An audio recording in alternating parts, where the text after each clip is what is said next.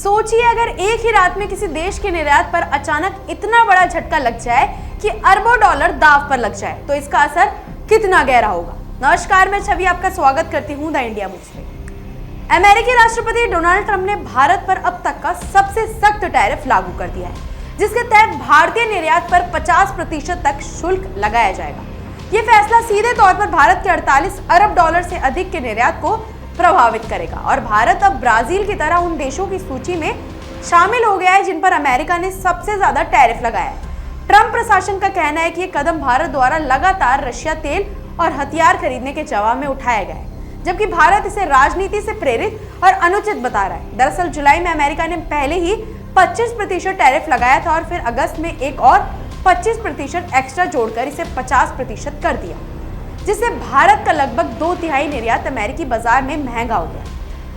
Report के मुताबिक इससे भारत के 12 अहम सेक्टर्स पर सबसे ज्यादा असर होगा। Clothing, leather, steel, jewellery, furniture, chemicals, auto parts, machinery, ceramics, aluminium products और हैंडीक्राफ्ट जैसी इंडस्ट्रीज में निर्यातकों के लिए अमेरिकी बाजार तक पहुंचना बेहद मुश्किल हो जाएगा।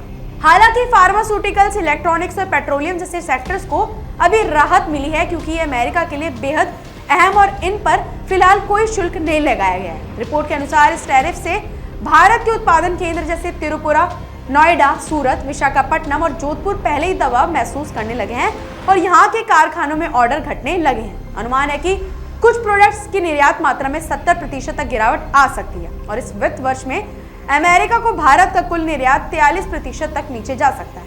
अगर ऐसा होता है तो सीधा फायदा भारत के प्रतिस्पर्धी देशों वियतनाम, बांग्लादेश, चाइना, तुर्की, इंडोनेशिया और मेक्सिको को मिलेगा, क्योंकि उन पर भारत की तुलना में कम टैरिफ लगा है और वह आसानी से अमेरिकी बाजार में भारतीय निर्यात की जगह ले सकते हैं। लेकिन भारत भी हाथ पर हाथ धरकर बैठने वाला नहीं है। सरकार ने 25,000 करोड़ रुपए का निर्यात संवर्धन मिशन शुरू किया है, जिसमें व्यापार वित्त और आसान लोन की सुविधा, कपड़ा और फूड प्रोसेसिंग सेक्टर के लिए जीएसटी में बदलाव, SEZ में सुधार और ब्रांड इंडिया अभियान के तहत ग्लोबल ई कॉमर्स और वेयर हाउसिंग को बढ़ावा देने की योजना है। केंद्रीय वाणिज्य मंत्री पीयूष गोयल ने साफ कर दिया है कि भारत अमेरिका के खिलाफ कोई आक्रामक जवाबी टैरिफ नहीं लगाएगा, लेकिन निर्यातकों को और नौकरियों की सुरक्षा के लिए हर नीतिगत, राजकोषीय और कूटनीतिक हथियार का इस्तेमाल करेगा। भारत अब अमेरिका पर निर्भरता कम करने और निर्यात में विविधता लाने के लिए यूरोपीय संघ, ब्रिटेन और अन्य देशों के साथ फ्री ट्रेड एग्रीमेंट FTA पर तेजी से काम कर रहा है। कुल मिलाकर ये टैरिफ भारत के लिए एक बड़ी चुनौती है, लेकिन साथ ही एक नया मौका भी है, नए बाजार खोजने का, प्रतिस्पर्धा में मजबूत बनने का और ये साबित करने का कि भारत सिर्फ अमेरिकी बाजार पर निर्भर नहीं है, बल्कि दुनिया का उभरता हुआ उत्पादन केंद्र है। ऐसे ही अपडेट्स के लिए जुड़े रहिए हमारे चैनल द इंडिया मूव्स के साथ।